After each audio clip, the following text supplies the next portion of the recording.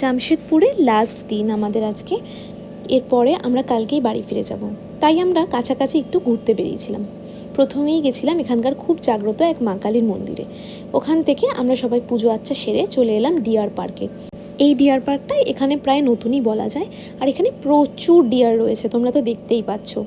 আমরা এখানে অনেকক্ষণ টাইম স্পেন্ড করেছি, শুকনো পাতা তুলে তুলে ওদেরকে খাওয়াচ্ছিলাম, আর সবাই খুব মজা পেয়েছে, বিশেষ করে বাচ্চারা। ডিয়ার পার্কের চারিদিকে আরও অনেক কিছু ছিল, বাটারফ্লাই পার্ক, তারপরে তোমার ফটো সেশন করার জন্য অনেক সুন্দর সুন্দর রাস্তা ছিল, কিন্তু আমরা না অনেকটা বিকাল হয়ে গেছিলো বলে বেশি যেতে পারিনি। এরপর আমরা চলে গেছিলাম ডায়মন্ড পার্কে।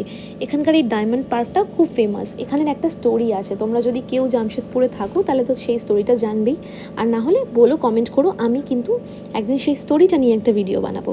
তো ডায়মন্ড পার্কে এসেও আমাদের বেশ ভালো লেগেছিলো, এখানেও আমরা অনেক ফটো ভিডিও তুললাম, আর বেশ খানিকক্ষণ সময় কাটিয়ে তারপর আমরা চলে গেছিলাম বাড়িতে।